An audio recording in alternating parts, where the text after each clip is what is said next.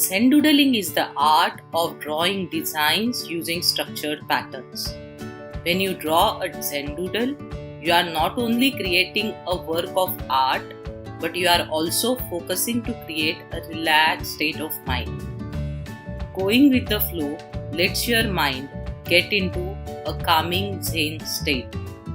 ZenDoodle is following a set of patterns, so it's easy for beginners to get started. Here in this class, we are going to practice such 10 patterns.